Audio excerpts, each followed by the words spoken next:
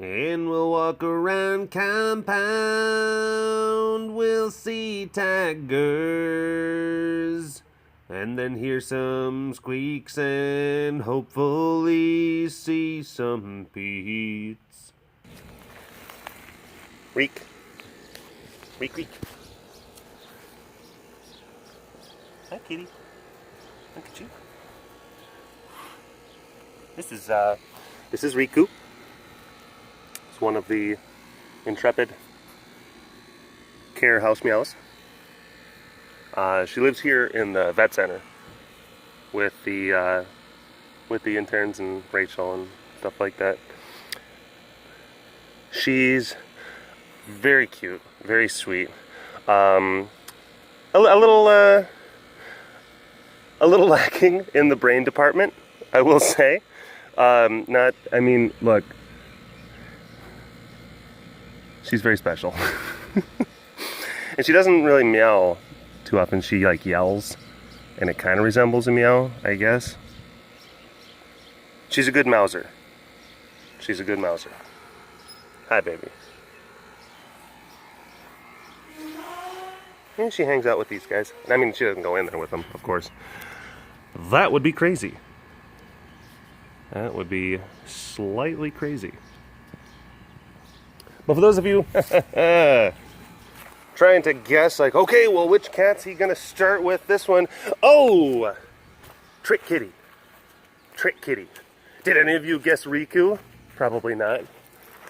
And yes, she is named after a Final Fantasy X character. So, yeah. When I got her, I was playing that game pretty heavily.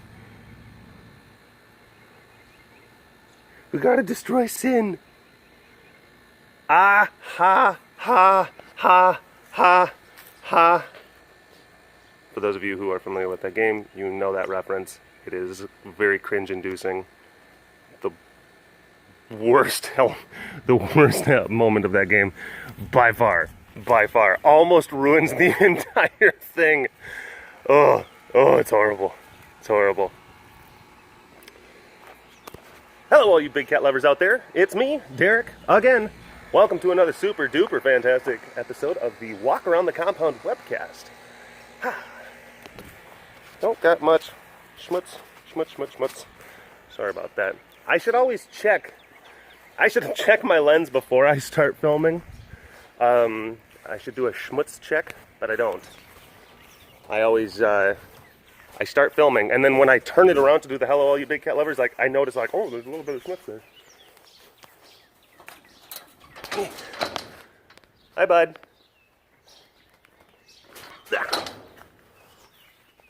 It's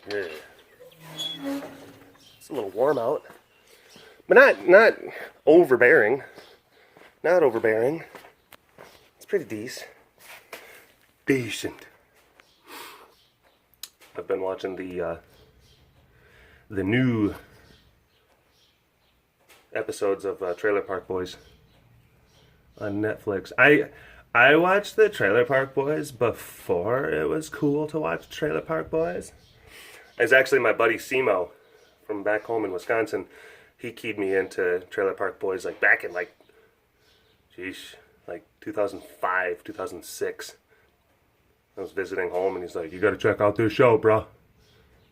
And I'm like, that's funny. A lot of people have since A lot of people have since come to realize how good of a show it is. Any TPB fans out there? Actually, it's funny that we talk about that when we're on Cassie, because the original director / creator of TPB, Mike Clattenburg, he's reached out to me like a number of different times, and it all started because he was on Vine and he was a fan of Cassie Squeaks, which was pretty cool. I thought that was really neat. So yeah. Hi, baby. Oh, look at this guy. Look at that guy. Oh, crap. Okay. Oh, whew. I probably should do this right away. My brain almost betrayed me. I was gonna do. I am gonna do a familiar face shout out, but then like I blanked, and I'm just like, because okay, familiar face shout out. Today's familiar face shout out is try to remember Paul Miller. Paul Miller, you are a familiar face, sir. I see you commenting on a number of videos. I am shouting you out. Thank you very much for subscribing and engaging with the content. I appreciate very much so.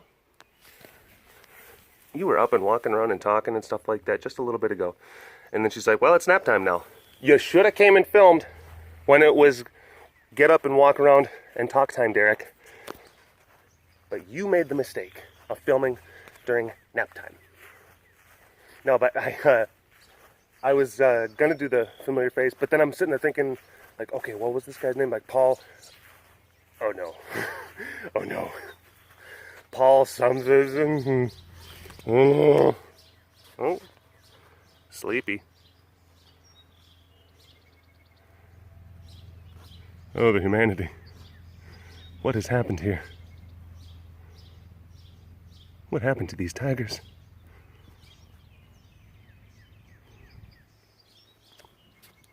It was feed day yesterday. It's feed day yesterday, and everything is just delightfully warm.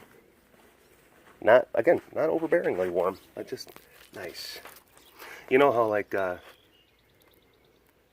it just gets that right temperature and everything just feels cozy.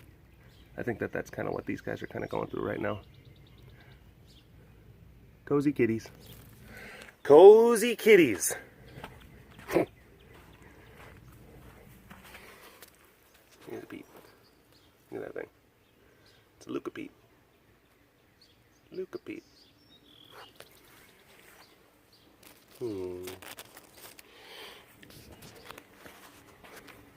Probably could have started filming the webcast a little bit later in the day when cats were going to be up and walking around. Oh no, I am failing you. I am failing you. I'm so sorry. I'm so sorry.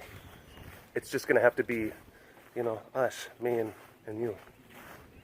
Because everyone else is clearly not participating. Except Bobby. Bobby. Hi, baby. Hi. Look at you, pretty girl. Pretty Bobby. Pretty Bobby. Bop, bop, bop. Bop, bop, bop. Pretty girl. Pretty girl. I went to see a movie. This is like a week ago I went and saw it, but I kind of want to talk about it now. Went and saw it with Heidi, that new King Arthur movie. I liked it. A lot. A lot. That thing is getting destroyed by the critics. I thought it was great. But it's one of those kind of things where if you go on the old Rotten Tomatoes, the Rotten Toms, that, hold on. She's just like, oh, don't move. He hasn't seen me yet. He hasn't seen me yet. Like, I can totally, like, literally only maybe, like, 6% of you is covered, is concealed. While the rest of the 94% of you is I can see. So I think that you need to work on your concealment a little bit better. She doesn't like criticism. I'm trying to be constructive, baby. I'm trying to help you out. He still doesn't see me. What if I go over here? See, if I come back over here. Can you believe that this girl is almost 18? She's going to be 18 in December. Isn't that crazy? Look at her. She still runs around, jumps and stuff like that. She is a dynamic gal. She's got energy for days. Energy for days. And Heidi was talking about how, like, I need to start doing more videos that show the other side, the counter narrative to the stuff that you put out there. Because, of course, there are cats that are going to react to me very specifically. Like Ace, you know, Selena. And she's like, they are not all crazy and they are not all mean. He's like, and she's just like, you are misrepresenting my babies. And I'm just like, I am just doing slice of life things, and I am only putting on film and on the internet things as they happen to me. So, yeah, definitely. Please show the softer and sweeter side, hon. And she does. And she has. Heidi Berry Cron on Instagram. Go and follow her. These sleepy, sleepy kitties. But, anywho, yeah, I'm not going to talk about that movie too much, but I just wanted to talk about it. It's like when you go to Rotten Tomatoes and the critic score is like really low, and it's all like green splat. But then the user score, the of the people score, it's high. It's like in the high 70s. And it just kind of makes me think that maybe some of these, You took the words right out of my mouth. Solano said that sometimes the professional critics are out of touch with what average movie viewers want and want to see. And a lot of people were sitting there talking about how, like, well, this has... Oh, bud. Well, because it's a Guy Ritchie movie, and if you're a fan... Because I'm a fan of Guy Ritchie stuff, you know. I love the movie Snatch and the Sherlock Holmes stuff, and thought Rock and Rolla was pretty good. And this was made by him. It was the same kind of thing. And it was, yeah, there was a lot of CGI. And it was a significant departure from, like, your traditional Arthurian legend, and it was fantastical, and there was magic, and there was different. It was a thing. It was a spectacle event, but it was put together very well, and the action sequences were awesome, and like the acting was good. It was great. Like Jude Law was awesome. The guy that played Arthur, like he kind of had just like that ragtag working class, you know, pull himself up by the bootstraps kind of guy. He's like, oh, he's not very kingly, not very Arthurian. And yes, I know, but some people are like, well, the character development was not particularly existent in this movie, and it's like, you know, look, the characters were colorful and they were interesting, and it's fine. This has nothing to do with the traditional Arthurian legend. Sorry, sorry about that. That was particularly annoying. Oh, a sleepy Bob. Hi. Hi. What?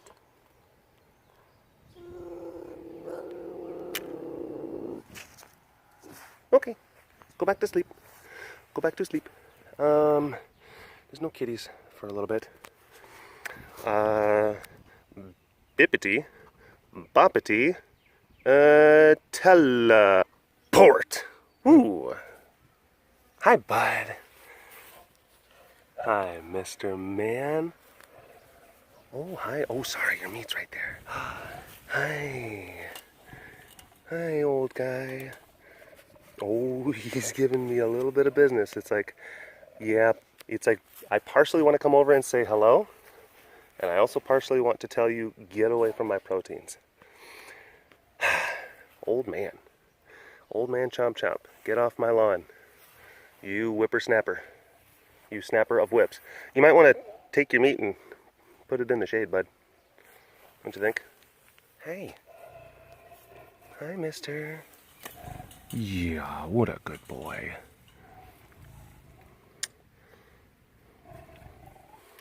He is on quite a cocktail of medications. Just because, I mean, you can see, like, his bones, his joints. He's a bit rickety. He's a bit rickety. But he's still up. And he's still got it. Hopefully for a good amount of more time. Nadal. What are you looking at? You looking at choppers? Ooh, hi. How you doing?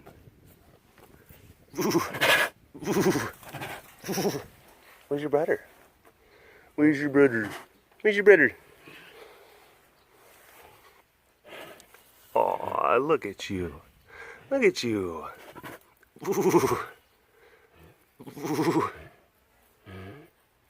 Hi, mister. You're a good boy. You're a good boy. Brother, brother, brother. Brother, brother, brother. Looking for... Oh, there he is. There are some stripes. Okay, so before... These guys are usually pretty good about just eating pretty quickly what you give them. I just didn't want to approach over here. Didn't want to come over to Daval's crib and accidentally, inadvertently run into maybe some of his proteins. Because he wouldn't take too kindly to that, I don't think. Hi. Ooh. Mr. Man. Mr. Man. Mr. Volvo. Yeah. Oh. I often find Nano in here. Okay.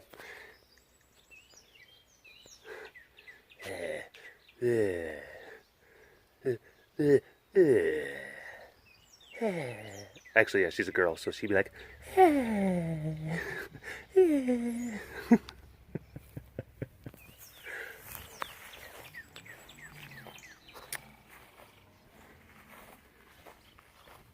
there's Firebug. But yeah, no, some of the, whoa, I see you, baby, I see you, okay, she's got her mean, she says go away, okay, I hear you, okay, Melita's maybe in here, maybe in the enclosure. Who wants to take any bets?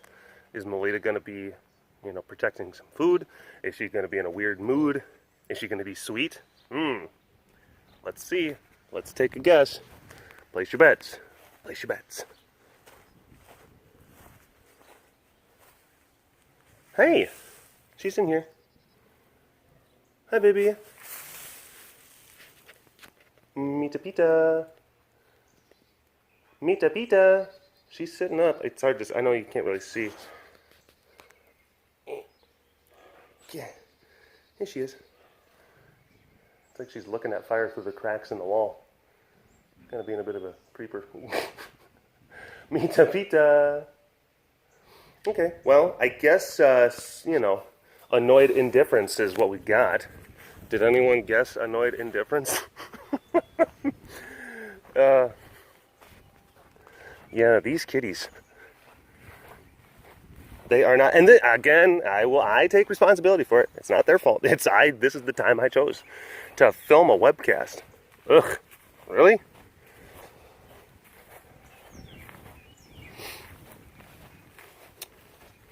But yeah, a lot of the critics were saying that movie was all, it's like,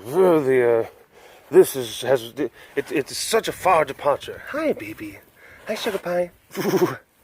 Such a far departure from the traditional Arthurian drama, and we already have movies of the likes of the Sean Connery King Arthurs or the Excaliburs, and it was wonderful, dramatic.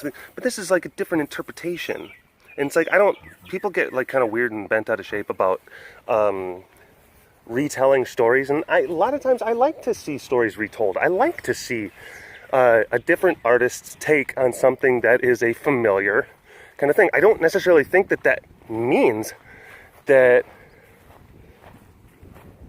it doesn't have to be kind of an original thing. Like, how many times does does a theater group like redo like Shakespearean plays, and they put their own spin on it. They put their own style, their own flavor on it.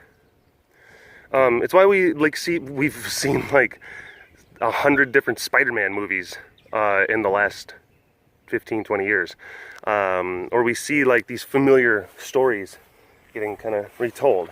Yes, and I will admit, oh, there's a lot of, like, some of the stuff is really tired in Hollywood.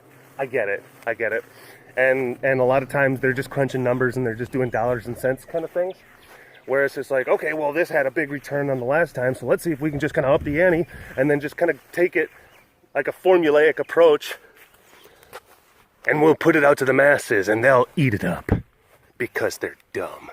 I think that a lot of Hollywood executives absolutely kind of approach movie making like that. That maybe their opinion of the general public is not exactly the highest. That they will, they'll manipulate them, and we will see things that are just like, ugh, just phoning it in attempts. But then there's other times where, yes, like, there's certain things that they get redone or they get remade. And also, like, there's so many, because the movies, that King Arthur movie is, like, not doing well. And it was supposed to be a franchise kicker-offer. Some people are saying that, because it's like, well, it's a PG-13 movie. So, when we have the likes of, like, Game of Thrones and other, like, kind of fantasy type stuff, that's a little bit more kind of, dark and adult. They're like, well, why would we need to see this? And then also, like, maybe like, oh, some of the characters are not as approachable, or that was again.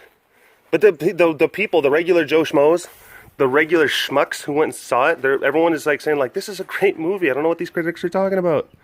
And yeah, it's got that Guy Ritchie style with like the quick cuts and like the retelling of like historical events and stuff like that, and it's done with like a lot of like tongue-in-cheek kind of humor and kind of being irreverent, and there's silliness to it, but it's not like, but it's cool. It's not done in kind of like a Benny Hill kind of thing. There's a coolness to it, which again, very characteristic of Guy Ritchie movies. I doubt that this movie is going to become a franchise because it's doing very poorly at the box office, but I liked it a lot. Heidi and I both liked it. The music was fantastic. The action was awesome. Yeah, certain elements were not exactly fleshed out, but the CGI was really, really good. Talking about this a lot more than I thought that I was going to. I guess it also kind of, it brings me into that springboard about people's opinions over art. Because someone actually had a really great, like, Batman is a good example of that. Like, there's so many different Batman movies, and I would like to see more Batman movies. Treat it like James Bond. Every few years, just let's get another guy. And let's get another director. That guy can be Batman, and there can be this other director's vision. Do that, and do it in perpetuity. If we have like another 50 years of just Batman movie, that's fine by me. I'm okay with that. I am okay with that. As long as it's not like that third Dark Knight one. Oh boy. Boo. Boo. I was talking to someone about, look, there's that webcast that I did. Yeah, where we were being very critical of that third Batman movie. After such a powerhouse of the second one, The Dark Knight, was amazing, but Dark Knight Rises. But it's like there was elements of The Dark Knight Rises that were really, really great. I was talking to someone about that. About how, Bonniboo!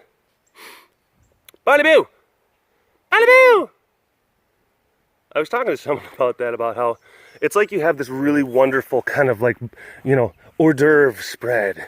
And there's like there's high-end cheeses, and there's shrimp, and there's really good stuff, and maybe some like smoked salmons, and really, really delicious and savory treats. And then someone came along and then just sprinkled a bunch of poop on it. It's like, that's how I look at The Dark Knight Rises. That's kind of how I see that. Really, really awesome and delicious elements. And then it gets sprinkled with poop, and now you're looking at the whole spread, and you're like, well, I can't eat any of this. I can't. And some people are, oh no, you just kind of just blow the poop off. It's fine. I don't want to do that. No, thank you. Hi, bud. Oh, bedhead. Hi, bedhead. Hi, bedhead. Hi, mister. Hi, bud. But yeah, I would particularly, Jude, like in that Arthur movie, Jude Law was awesome as a villain. Oh, he was a bad guy. Oh, and it was also, I will say he was a little bit more nuanced, a little bit more complex, you know. He was evil. He was evil, but there were parts where it was like, oh boy, where it was like this is kind of, they're both peeing at the same time. Having a pee. Doing things in tandem. Bros. Peeing, yawning, bedhead.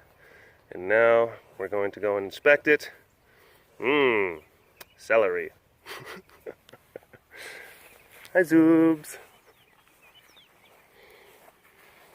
But that's the other thing. Sometimes people, they want to compare things to other people's, interpretation. And they also, because that's the other thing. It's like they were saying, like, well, it's not in line with the old Arthurian, tellings. And it's like I didn't want it to necessarily, because like those old tellings, that was their vision. I want something that's new. It's a new take on it. Oh, and this is also another thing. I was getting into this point before, but it was a great analogy about the retelling of stories, familiar stories or familiar elements of stories. It's like when you take the structure, it's like designing clothes. You're going to have, like shirts and pants and shoes are already a thing that is, it's universal. Like people wear shirts and pants and shoes. That's what people wear. Like we're not going to reinvent shirts and pants and shoes. For the rompers. So silly. Yeah, people are going to wear rompers. Okay, I guess that's like a reinvention of sorts. But you can design shirts and pants and shoes in a multitude of different and wonderful and original and artistic and awesome ways. You see what I'm saying? Movies and music can be a lot like that too. Oh my gosh. Oh.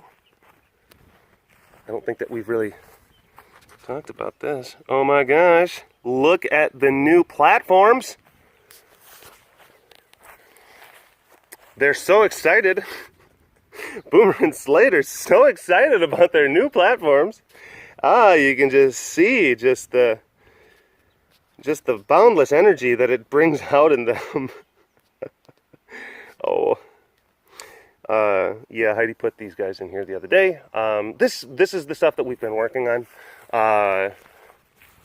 We had our guy Calvin and his workers down here, and they were constructing these really, really awesome platform systems. Just thick and stout and just really, really great. And also a two-tiered waterfall system. Oh my gosh, complete with the masonry and everything. Oh my gosh, and the rocks and the stuff, and it's painted. Look at that! Isn't that great? It's not on right now. It's not on. I'm gonna go over and turn it on so you can get the full effect. It actually kind of startled Boomer and Slate at first, and they were like a little bit just kind of leery about the waterfall. They're like, I don't know about this. Wizardry, it's evil. Get it away from me. Okay. Let's see. Hold on, I'm gonna pause this really quick. There we go. Waterfall. Huh? Fancy schmancy. We got some kitties that are just like, what's going on out there? What's that? Oh, look at, now they're starting to do stuff. Now they're starting to move around. There, oh, look at, he keeps on peeking through. Oh, there's some beats. There's some beats.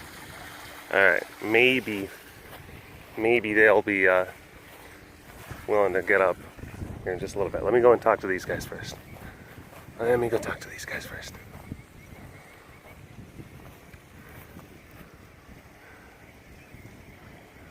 What do you got going on? Oh, sorry, I brought my other hand. I brought my other hand up to grab the phone, and then that's what that was. He was like, oh, excuse me. And I'm like, I'm not going to be trying to touch you. Just chill out. Chill out. Chillax, bro. What? What's everyone giving me attitude for? It's like, we've heard all the things that you've said about us. We are not weird. We are not raccoons. We're not even monkeys, Derek. Okay? Your characterization of us is very unrepresentative of lemur kind. I'm very sorry. I'm sorry, but you're kind of giving me some lemur microaggressions right now, and you're really showing your ignorance. Your ignorance is really on display. We're trying to foster an environment of positivity and good energy, and you are detracting from that environment right now with your anti-lemur rhetoric. Hi.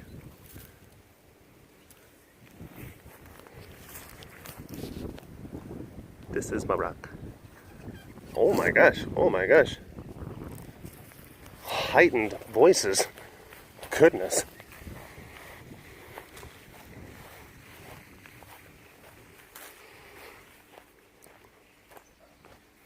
Anyway, I like that Arthur movie. And it's not going to be like, it's like the best thing ever, oh my gosh, it was so meaningful. No, it's not like that, but it's like, I had a lot of fun. It was a great time at the theater. I would love to see more of those movies by Guy Ritchie with, what's his face from Vikings and all that stuff. I thought it was great. It was really, really fun at the movies. Got crapped on by the critics, and then I think that really heavily influenced whether or not people were going to go and see it. Wasn't marketed well. Ugh.